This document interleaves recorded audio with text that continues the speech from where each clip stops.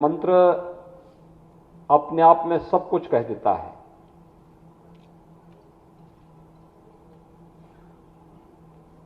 जब हम सब एकजुट होंगे तो ही विकास कर पाएंगे, तो ही सुरक्षित रहेंगे, तो ही सम्मान पाएंगे। और यह कार्य भारतीय जनता पार्टी के नेतृत्व में, प्रधानमंत्री मोदी जी के नेतृत्व में पूरे देश के अंदर देखने को मिल रहा है। 2014 के पहले देश की स्थिति क्या थी?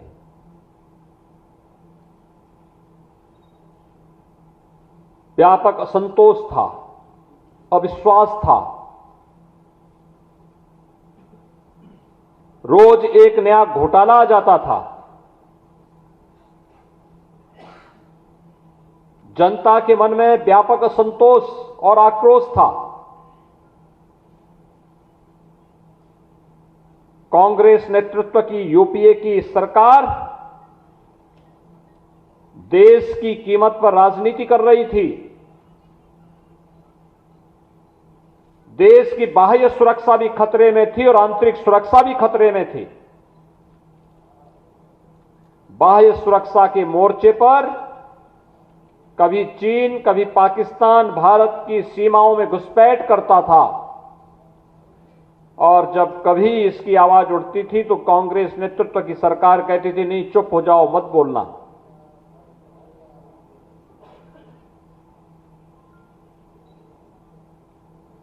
आंतरिक सुरक्षा की स्थिति, जगह जगह आतंकवाद सिर चढ़ करके बोलता था।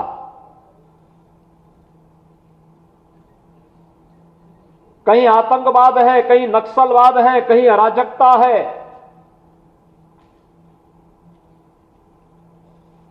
और समाजवादी पार्टी की सरकार के समय तो आपने देखा होगा, उस सरकार के समय आतंकवादियों ने मध्यकाल की याद ताजा कर दी, जब मंदिरों पर, मठों पर हमले होते थे।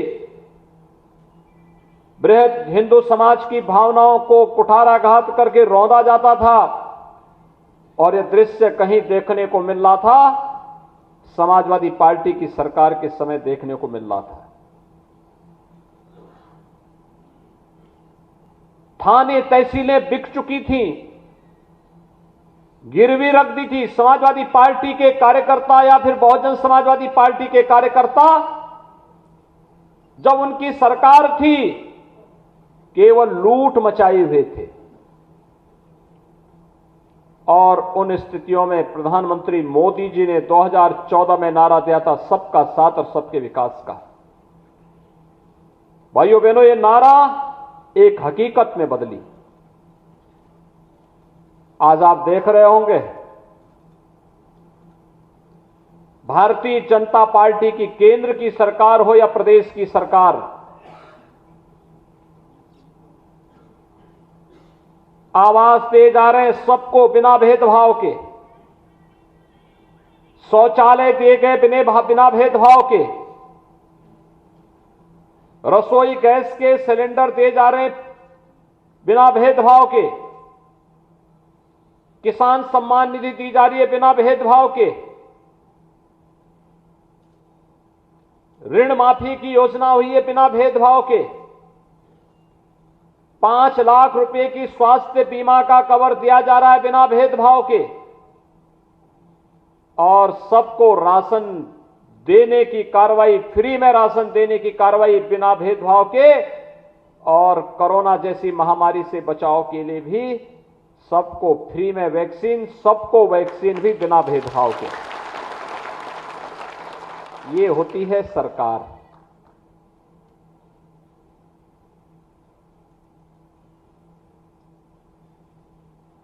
पाकिस्तान और चीन भारत की सीमा में घुसपैठ नहीं कर सकता, और अगर करता है तो फिर उसका मुंह तोड़ जवाब भी भारत देता है, भारत की सेना देती है।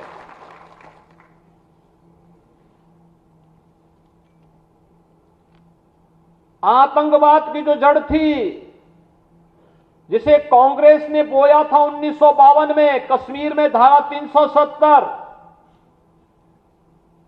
प्रधानमंत्री मोदी जी के नेतृत्व में गृह मंत्री अमित शाह जी ने उस धारा को ही सदैव के लिए समाप्त कर दिया है। न रहेगा बांस, हमेशा के लिए समाप्त कर दो। आतंकवाद की ताबूत पर अंतिम कील ठोक करके आतंकवाद को नेस्तनाबूद करने का संदेश दे दिया। और नहीं तो सपा की सरकार के समय इन आतंकवादियों के मुकदमे वापस होते थे, हिंदुओं पर झूठे मुकदमे दर्ज होते थे, राम भक्तों पर गोली चलाई जाती थी और आतंकवादियों की आरती उतारी जाती थी। क्या ये सच नहीं है क्या? 2012 में समाजवादी पार्टी की सरकार आई थी, सबसे पहला दंगा हुआ था कोसी कला में, और सरकार ने सबसे पहला निर्णय क्या लिया था? हमारी सरकार आई, हमने सबसे पहला काम क्या किया? हमने सबसे पहला काम किया किसानों का कर्ज माफी का। और समाजवादी पार्टी ने सबसे पहला काम क्या था? राम जन्मभूमि पर आतंकी हमला करने वाले आतंकवादियों को, मुकदमों को समाजवादी पार्टी ने वापस लेने का निर्णय पहले लिया था। यही अंतर है। जब आपकी सरकार बनती है तो गांव के लिए, गरीब के लिए, किसान के लिए, नौजवान के लिए, महिलाओं के लिए, समाज के प्रत्येक तबके के लिए कार्य होता है। और भाइयों बहनों, जब सपा, बसपा, कांग्रेस की सरकार होती है तो उनको केवल अपने अपने परिवार से फुर्सत नहीं होती है, वे आतंकवादियों के लिए काम करते हैं, जो 2012 में सपा ने करके दिखाया था। और इसीलिए आज सामाजिक सम्मेलन इसलिए महत्वपूर्ण हो गया है। आप लोग अपने समाज के जागरूक प्रहरी हैं। गांव गांव में जाकर के अलग जगाने की आवश्यकता है, बताने की आवश्यकता है कि 2022 में भारतीय जनता पार्टी की सरकार क्यों आवश्यक है। क्योंकि भारतीय जनता पार्टी की सरकार रहेगी, प्रदेश में कोई दंगा करने का दुस्साहस नहीं कर पाएगा। कोई गुंडा, कोई माफिया, कोई पेशेवर अपराधी जबरन किसी गरीब की, किसी किसान की, किसी व्यापारी की संपत्ति पर कब्जा करने का दुस्साहस नहीं कर पाएगा। अगर करेगा तो उसकी छाती पर प्रदेश सरकार का बुलडोजर चलता हुआ दिखाई देगा। और नहीं तो भाइयों बहनों, इससे पहले क्या होता था? मऊ का दंगा आप भूले नहीं होंगे, 2005 का। कैसे भरत मिलाप के दिन वहां पर व्यापक दंगे हुए थे, एफआईआर तक दर्ज नहीं हुई थी। आजमगढ़ में 2007 में आपने देखा होगा, अजीत राय की नेशनल पीजी कॉलेज में, सिबली नेशनल पीजी कॉलेज में कैसे निर्मम हत्या हो गई थी। उसने केवल एक बात कही थी, अजीत राय ने एक बात कही थी, उसने कहा था वंदे मातरम होना चाहिए। अरे वंदे मातरम भारत का राष्ट्रगीत है, जिस गीत को गाते गाते भारत के क्रांतिकारी फांसी के फंदे पर झूमते थे। अगर स्वतंत्र भारत में उस गीत को गाने पर कोई सरकार और कोई संगठन या कोई संस्था रोक लगाती है, उसको उखाड़ फेंक देना चाहिए। लेकिन आजमगढ़ में वंदे मातरम नहीं गाने दिया था, अजीत राय की हत्या कर दी गई थी कॉलेज के अंदर। मऊ के दंगे के समय भी मऊ के लोगों को न्याय दिलाने के लिए मैं ही गया था, और अजीत राय के परिवार को भी न्याय दिलाने के लिए मुझे ही जाना पड़ा था। मैं आप सबको यही एहसास कराने के लिए आया हूं भाइयों बहनों, कि सामाजिक न्याय के सम्मेलन, सामाजिक जो प्रतिनिधि सम्मेलन है, आपकी जिम्मेदारी बनती है, शासन की जिम्मेदारी है, शासन की योजना आप तक पहुंचाना, हर गांव, हर गरीब, हर किसान, हर नौजवान, हर महिला तक पहुंचाना, बिना भेदभाव के पहुंचाना, सुरक्षा सबको उपलब्ध करवाना।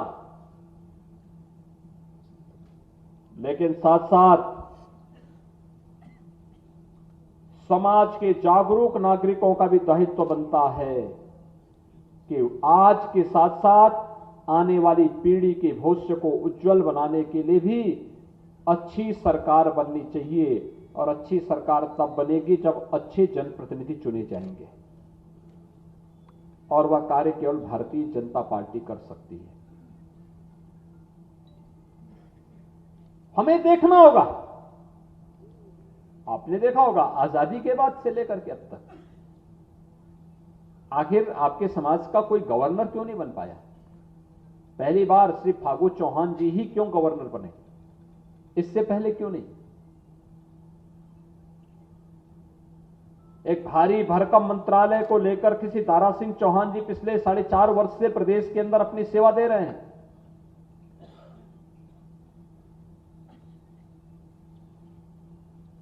पिछड़ा वर्ग आयोग को संवैधानिक मान्यता दी गई और श्री प्रभुनाथ चौहान को उसका उपाध्यक्ष बनाया गया। तमाम ब्लॉक प्रमुख समाज के लोग आज हो रहे हैं। समाज के अलग अलग फील्ड में समाज के लोग प्रतिनिधित्व दे रहे हैं। तो भाइयों बहनों, हम सबका दायित्व बनता है, जब सरकार की बारी है तो सरकार एक एक करके अपने सभी वादों को आगे बढ़ा रही है, और जब पार्टी को आपकी आवश्यकता है तो आपका दायित्व बनता है कि एक एक परिवार के पास जाकर के कह देने की आवश्यकता कि नहीं, भारतीय जनता पार्टी ने हमारे हितों के लिए कार्य किया है, भारतीय जनता पार्टी प्रदेश के हित में है, भारतीय जनता पार्टी देश के हित में है।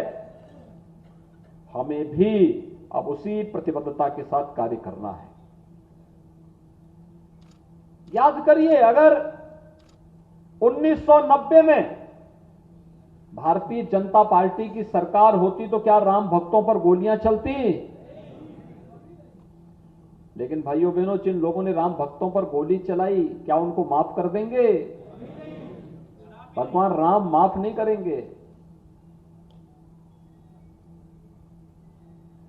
भारतीय जनता पार्टी की केंद्र और प्रदेश में सरकार आई तो अयोध्या में भगवान राम का भव्य मंदिर के निर्माण का मार्ग प्रशस्त हो रहा है कि नहीं हो रहा है?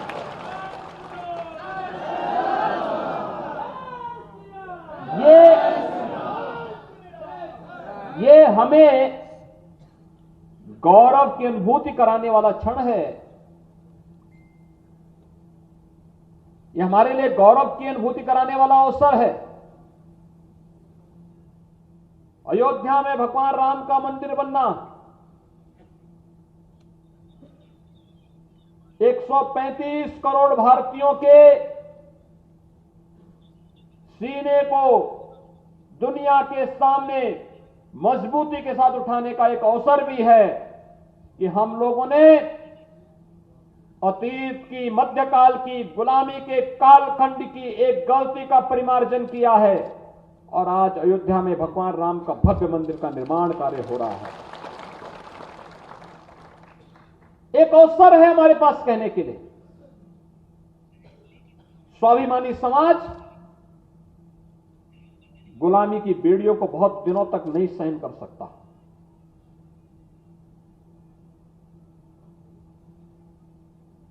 और भारतीय समाज ने वही किया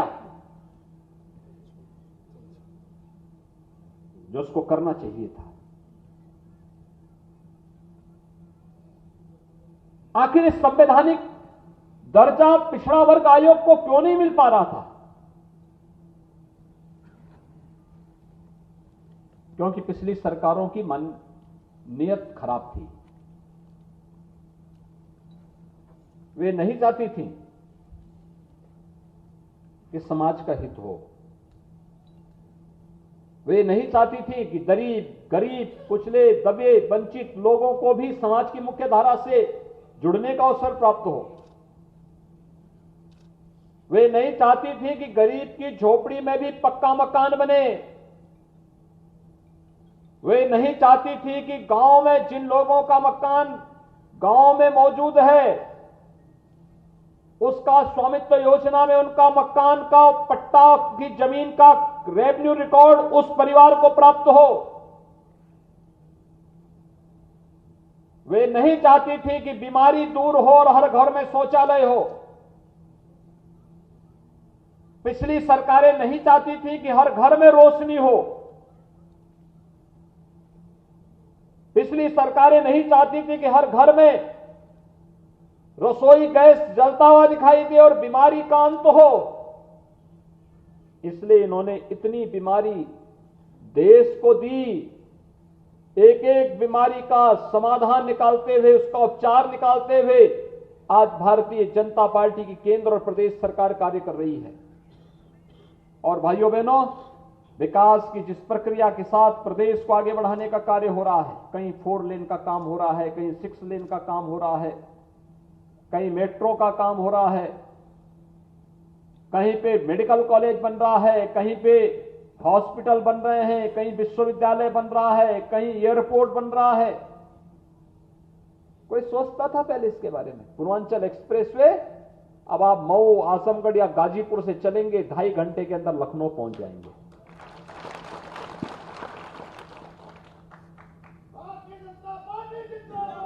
भाइयों बहनों, ये काम पहले क्यों नहीं हुआ? आजमगढ़ में विश्वविद्यालय बनना चाहिए, ये काम पहले क्यों नहीं हुआ? आजमगढ़ से तो मुलायम सिंह जी भी सांसद रहे थे और समाजवादी पार्टी के वर्तमान के अध्यक्ष भी आजमगढ़ से लगातार दूसरी बार सांसद हैं, लगातार सांसद हैं।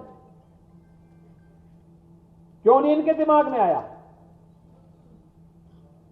क्योंकि वे विकास के हितैषी नहीं हैं, वे स्वयं के विकास के हितैषी हैं। स्वयं का विकास उनको चाहिए, समाज का विकास हो इसकी चिंता उनको नहीं। वो केवल नारा पे विश्वास करते हैं, नारा। विश्वविद्यालय नहीं दिया, एयरपोर्ट नहीं दिया, तो आजमगढ़ में विश्वविद्यालय भी बन रहा है और एयरपोर्ट भी बन रहा है। पूर्वांचल एक्सप्रेस वे भी पूर्वी उत्तर प्रदेश को जोड़ रही है। आजमगढ़ में भी, मऊ में भी, गाजीपुर में भी, अंबेडकर नगर, सुल्तानपुर, रायबरेली, बाराबंकी, ये सभी जनपदों में विकास के पार संभावनाओं को लेकर के आगे बढ़ेगा। और इसलिए भाइयों बहनों, आज हम सब आपके पास आए हैं कहने के लिए, 2022 पे सबकी निगाहें होंगी और निगाहें 2 प्रकार की होंगी। एक, जहां पर भारत के हित में सोचने वाली सभी ताकतें चाहेंगे कि भारतीय जनता पार्टी की सरकार फिर से उत्तर प्रदेश में बने, और दूसरी तरफ होंगी जो नहीं चाहती कि भारत दुनिया की एक ताकत बने, जो नहीं चाहती हैं कि उत्तर प्रदेश देश की सबसे बड़ी अर्थव्यवस्था के रूप में उभरे। वे लोग फिर षड्यंत्रों में लगेंगे, उसमें बहुत सारे लोग बिकेंगे, बहुत सारे लोगों की सौदेबाजी होगी, बहुत सारे लोग अपने तरीके से इस अभियान में बाधा पैदा करने का प्रयास करेंगे। कोई दुष्प्रचार से, कोई झूठ बोल करके, कोई अन्य तरीके से दुष्प्रचार करने का प्रयास करेगा।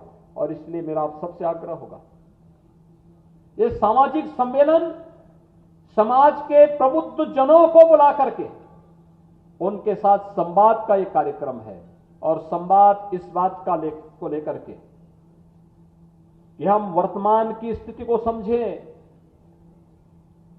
देश काल और परिस्थिति का अवलोकन करें,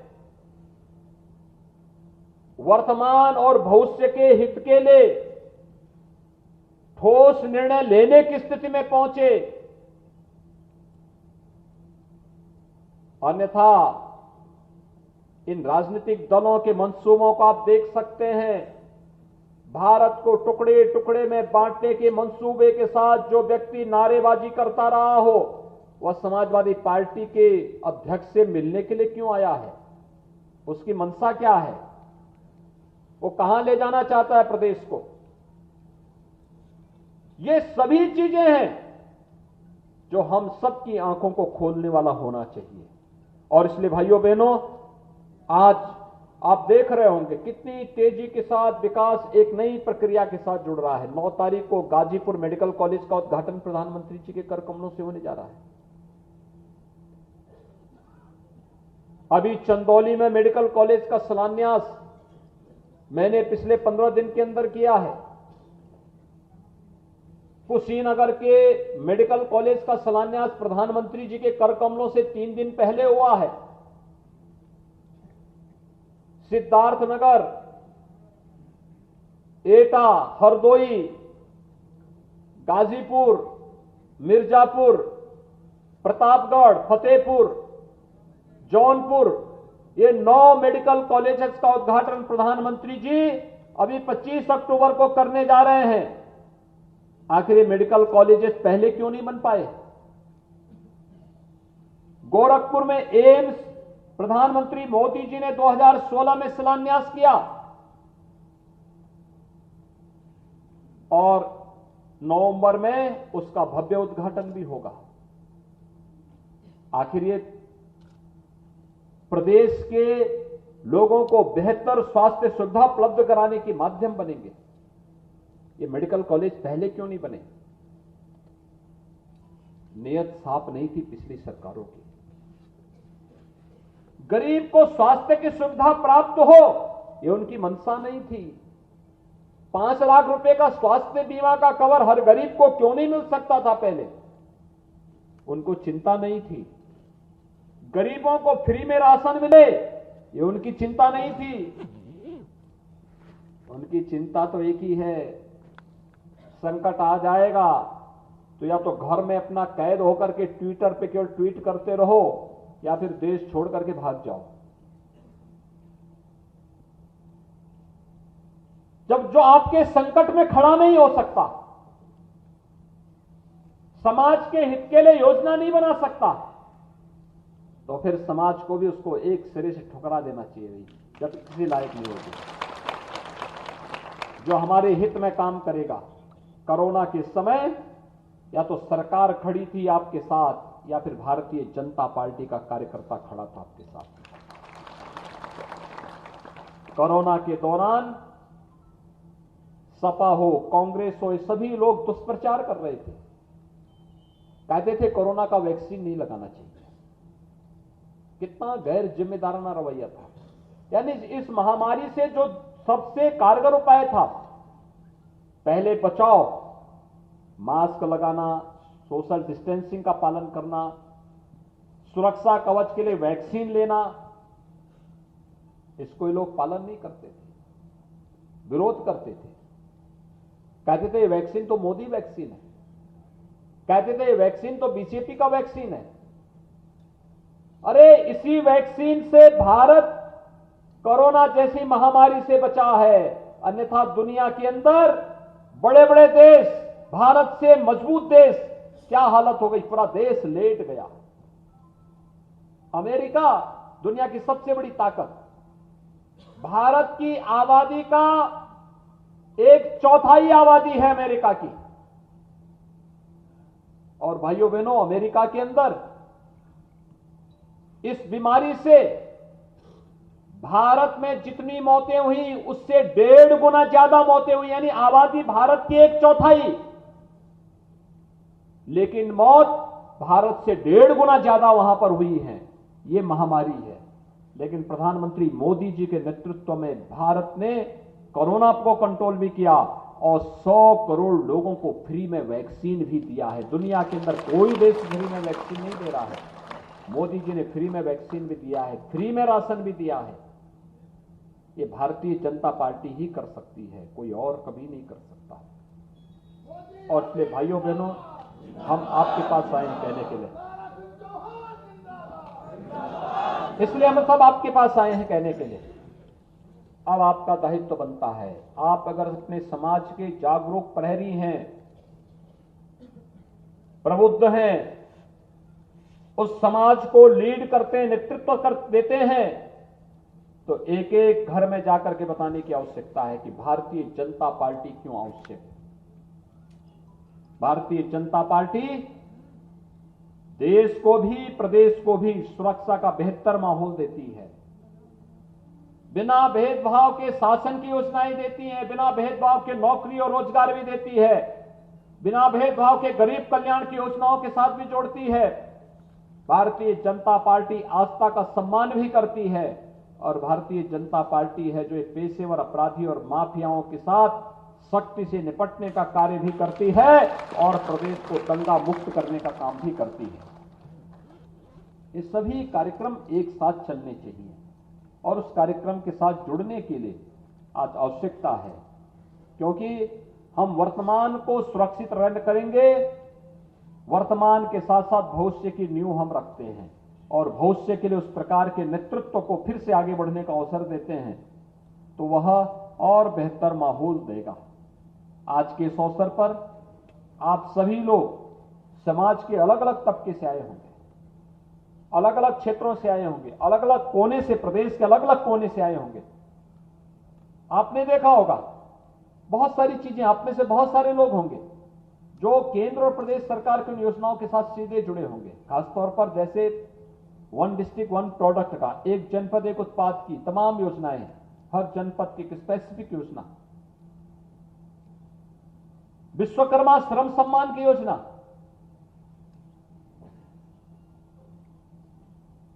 यानी ये तमाम प्रकार की ऐसी योजनाएं हैं जो योजनाएं हम सबको जोड़ती हैं, समाज के अलग अलग तबके को आगे बढ़ाने का कार्य करती है, समाज के सम्मान और स्वावलंबन की ओर अग्रसर करती है। इस सभी अभियान के साथ हम मिलजुल करके कार्य कर पाएंगे, इस विश्वास के साथ आप सभी प्रदेश के कोने कोने से आज यहां पर आकर के सामाजिक प्रतिनिधि सम्मेलन में उपस्थित हुए हैं। मैं एक बार फिर से आपका अभिनंदन करता हूं, आप सबको दीपावली की मंगलमय शुभकामनाएं आप सबके प्रति व्यक्त करता हूं और विश्वास व्यक्त करता हूं कि गांव-गांव में जाकर के, घर-घर में जाकर के प्रत्येक नागरिक को जागरूक करने में आप अपना योगदान देंगे।